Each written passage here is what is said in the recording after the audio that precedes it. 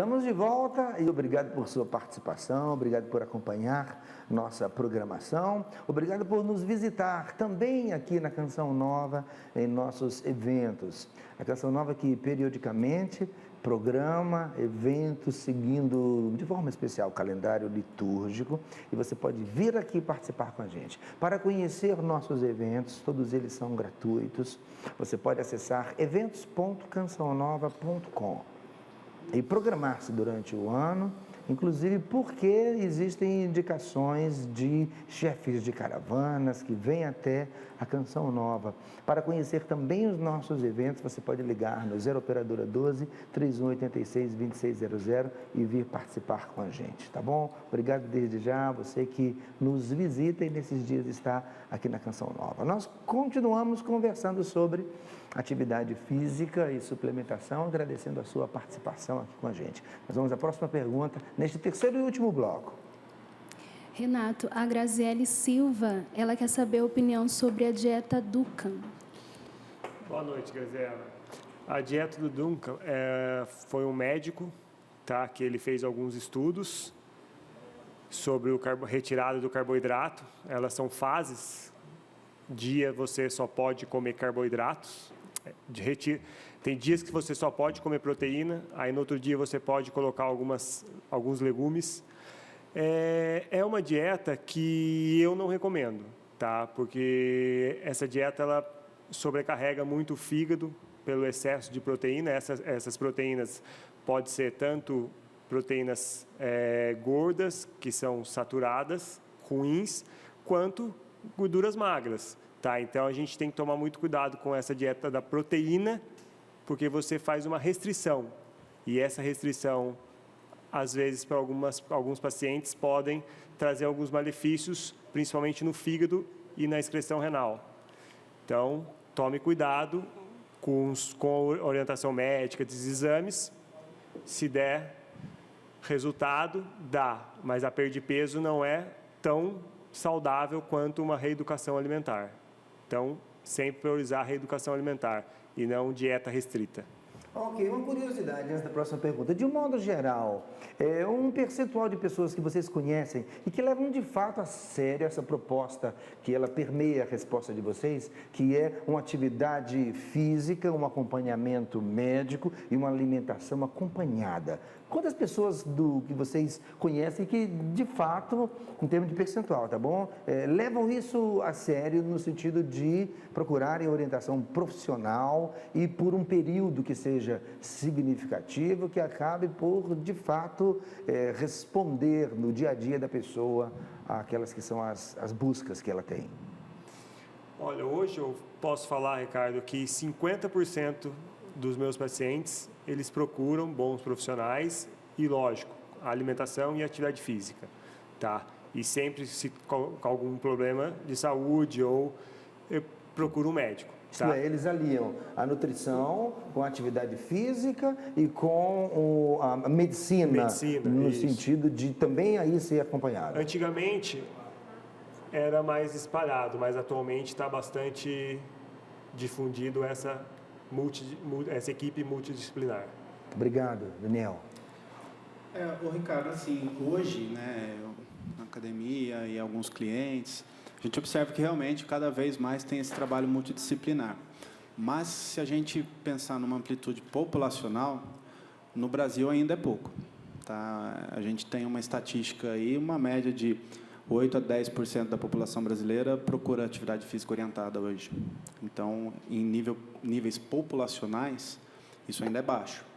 Mas as pessoas que estão aderindo a programas de atividade física e emagrecimento têm buscado mais orientações hoje, dentro dessa baixa percentual. Obrigado, querido. Doutor Alexandre.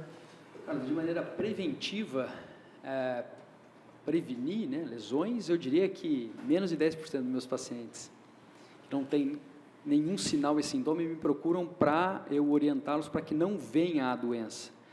Eu diria que 95% das pessoas que me procuram é porque já tem alguma dor e algum sinal ou sintoma de alguma lesão. preventivamente, eu acho que 5% dos meus pacientes. Perfeito, obrigado. Obrigado. Perguntei para que a gente possa refletir, porque é muito bacana que a gente escute aqui no Trocando Ideias profissionais como os que estão aqui e que nos indicam um caminho muito concreto, não é? Para que a gente aprenda a cuidar da saúde, que é presente que Deus nos dá do jeito certo. Então vamos refletir sobre tudo isso. Obrigado, minha gente. Próxima pergunta, Fernanda, por favor. Daniel, a Vanessa, ela tem 32 anos, ela é de Sertãozinho, São Paulo. Ela diz assim: minhas pernas incham muito, ficando até a marca na pele do calçado. Trabalho mais sentada do que em pé. Após uma jornada de 8 horas de trabalho, faço caminhada cerca de 4 quilômetros. Tem algum problema iniciar a caminhada com os pés inchados? O que posso fazer para meus pés não incharem durante o dia? Vanessa, tem que ver, boa noite primeiro, né? Mas tem que analisar se esse inchaço não está sendo ocasionado por ficar muito tempo sentada no trabalho e se isso de alguma maneira não está interferindo na sua circulação. De repente, durante a sua atividade de trabalho, você tentar se movimentar um pouco, ficar um pouco em pé, produzir um tipo de alongamento mesmo na perna, para ver se isso ameniza e continuar com a atividade física, claro. Se de alguma maneira isso não amenizar, de repente procurar um clínico geral, um médico, para identificar se não é nada crônico, se não tem um problema ali que está comprometendo a circulação. Ou, de repente, pode ser uma questão nutricional. A pessoa está com excesso de sal na alimentação e está com uma retenção hídrica muito grande. Então, teria que começar a observar com cuidado algumas coisas para mapear isso. O que eu indicaria agora seria, no começo, você observar se não é no trabalho, se por ficar muito sentado isso não está sendo comprometido, e, de repente, a cada hora e meia do trabalho, levantar, se locomover durante 3, 4 minutinhos só para a circulação ser ativada, alongar um pouquinho, de repente, e continuar com os exercícios mesmo, como ela tem feito a caminhada. Obrigado. Renato, tem uma pergunta aqui da Amanda. Ela não diz de onde é. Eu acredito que a Amanda, ela é mãe, porque ela está perguntando aqui sobre suplementação e idade. Existe uma idade específica? A partir de que idade alguém precisa começar a se preocupar com suplementação? Boa noite, Amanda. Não existe uma idade específica. Hoje, os suplementos têm para todas as idades, tá?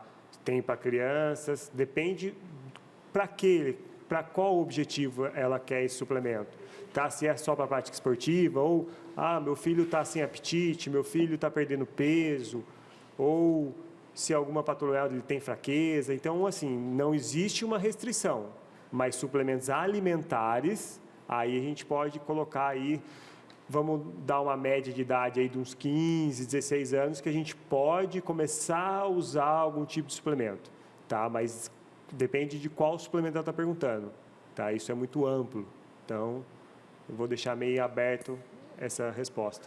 Obrigado. Fernanda, é contigo. Doutor Alexandre, a Jane Carvalho, ela pergunta: o Pilates pode me ajudar a resolver o problema de fascite plantar? Tenho dores nas pernas também.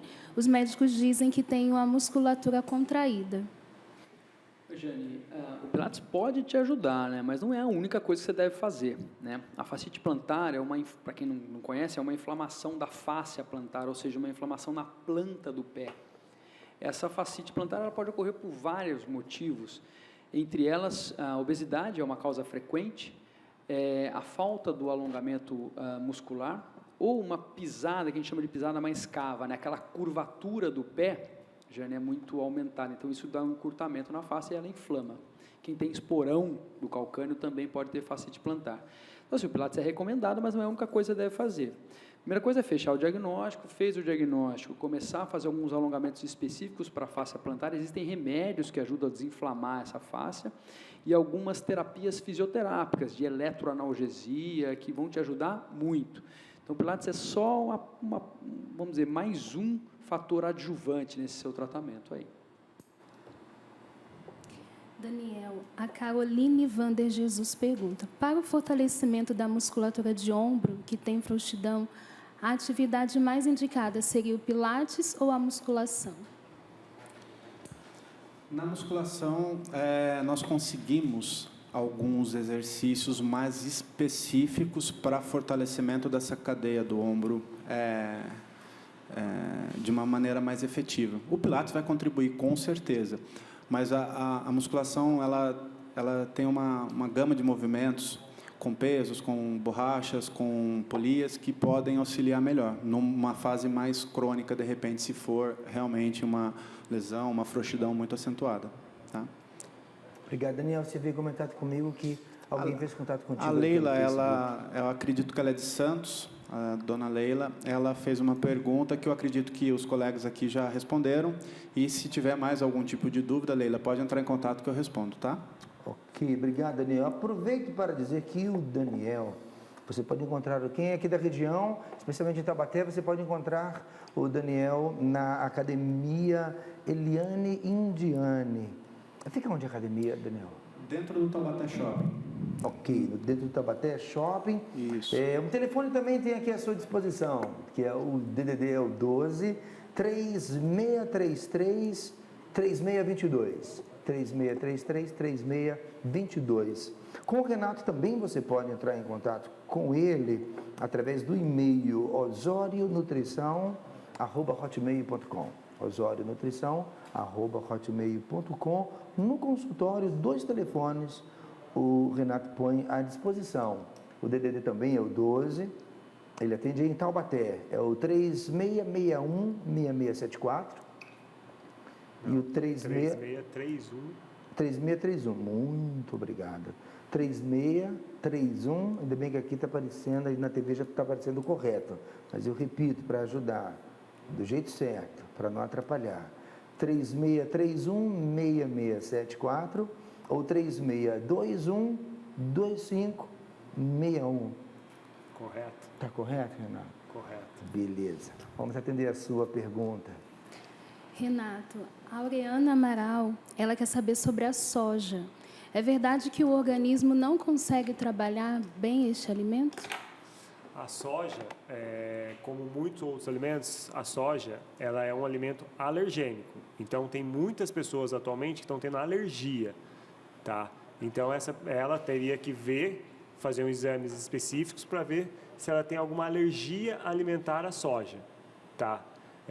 Mas mulheres na pré-menopausa até indicam tomar soja. Fazer o uso da soja, como a proteína texturizada de soja, fazer uns alimentos com a proteína. Obrigado, meu querido. Dá tempo de atender ainda a sua pergunta. Doutor Alexandre, a Natália Pérez, ela diz assim, minha mãe foi diagnosticada com inflamação no calcânio. Ela pediu para utilizar salto de 10 centímetros, porém ela ainda continua sentindo dores. Que atividade física ela pode fazer para melhorar essas dores? Então, Natália, veja, a orientação de aumentar o salto do sapato quando você tem a dor no calcânio, essa é uma orientação até interessante, porque você, aumentando o salto, você joga a carga para frente do pé, então tira um pouco a carga do calcânio, isso especialmente em mulheres é mais fácil de fazer.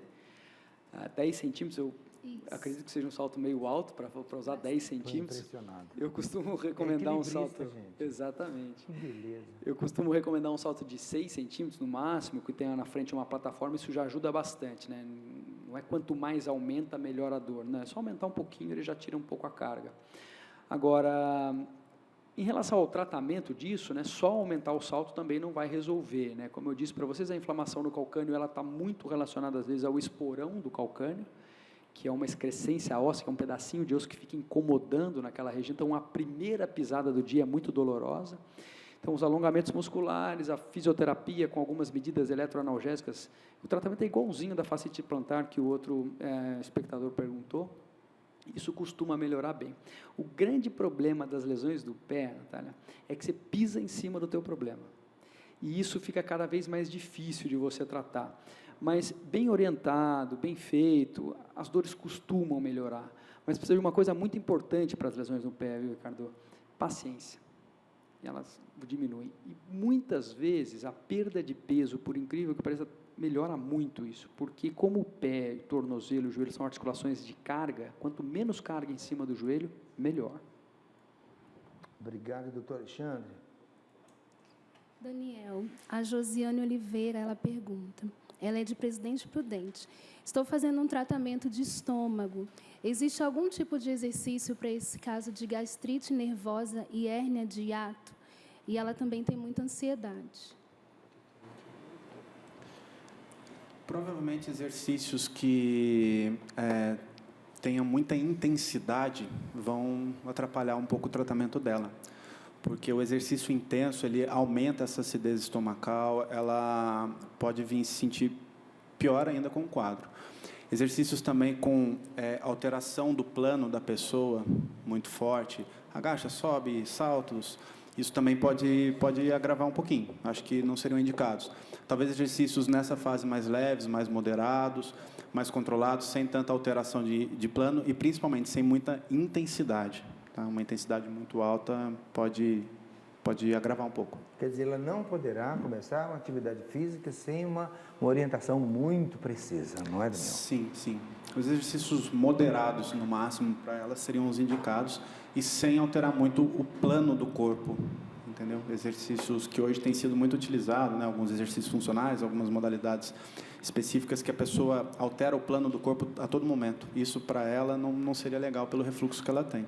E pelo problema gástrico, para não aumentar muito o ácido estomacal ali, que a intensidade alta do exercício promove isso.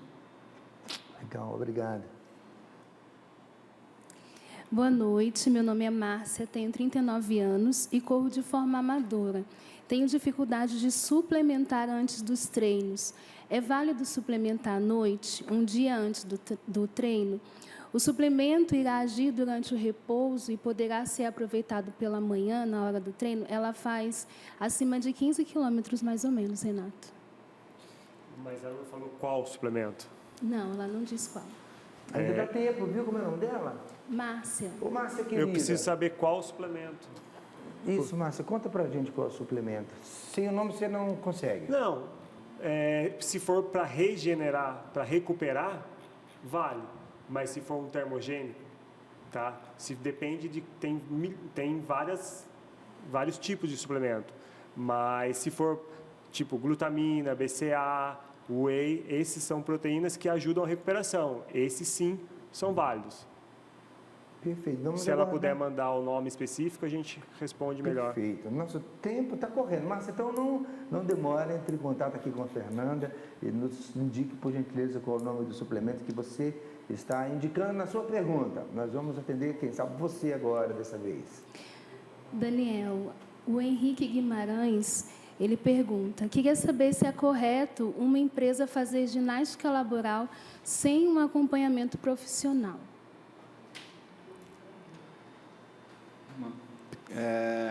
A ginástica laboral, como qualquer outro tipo de ginástica, deve ser executada, né, orientada por profissionais apenas, tá?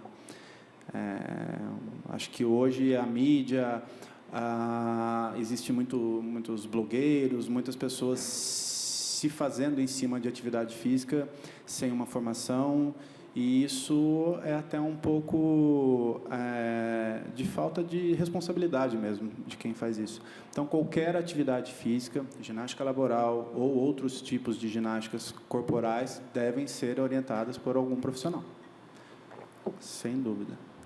Aproveito, Daniel, para te perguntar uma coisa.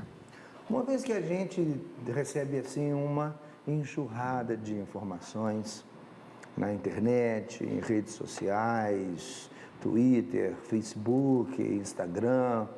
Então, as informações sobre atividade física e sobre suplementação também, alimentação, nutrição, é enorme.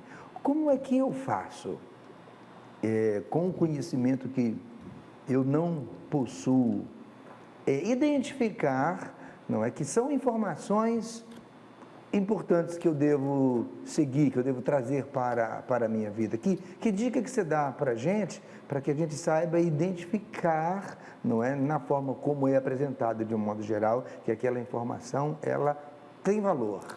De repente, pesquisar um pouco o próprio currículo da pessoa que está escrevendo, né? Pesquisar um pouquinho. Hoje, na internet, realmente, com essa gama de informações que a gente também consegue pesquisar um pouco o currículo da pessoa, o que ela faz, o que ela deixa de fazer, o que ela atua,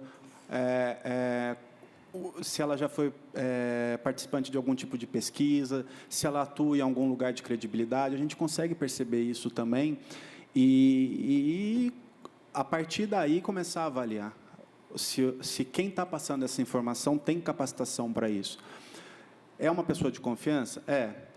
Eu não consigo contato com essa pessoa, de repente levar para um profissional de confiança, um profissional onde você tenha acesso e tenha confiança e debater com essa pessoa, ver se de alguma maneira isso pode ser ou não útil para você. Porque cada pessoa é individual, cada ser é um e a gente tem que tratar dessa maneira sempre, tá?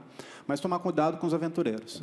Esse é um aspecto muito importante, porque é questão de tempo, não é? Com a velocidade da informação, então a gente fica cada vez mais preguiçoso de checar a origem da informação. E prefere colocar em prática. Mas nem só colocar em prática, às vezes a gente encaminha informações que a gente não lê. Eu creio que um dos grandes problemas hoje dessas mídias tão rápidas é que a gente não lê, não é, e encaminha, não é, e sem esse tipo de orientação. Obrigado. Ainda temos tempo para mais algumas perguntas. Temos mais 5 minutos, não é isso? Vamos embora. Doutor Alexandre, o Tiago Alves, ele fala assim: eu gostaria de saber o que é desidratação nas invértebras L4 e L5. Sinto muitas dores na lombar. Oi, Tiago. A desidratação discal, né, que fica entre as vértebras, né, como o próprio nome diz, é a perda de água nesse disco. O que acontece é o seguinte: entre uma vértebra e outra, você tem um disco intervertebral. Esse disco intervertebral ele é formado por um tecido, que a gente chama de tecido colágeno, que não vem ao caso aqui, mas 90% desse disco, 90%, Tiago, é água. E com o passar do tempo, com o passar da idade, esse disco vai perdendo essa quantidade de água, né? E ele começa, então, a desidratar. E aí fica aquele disco mais quebradiço.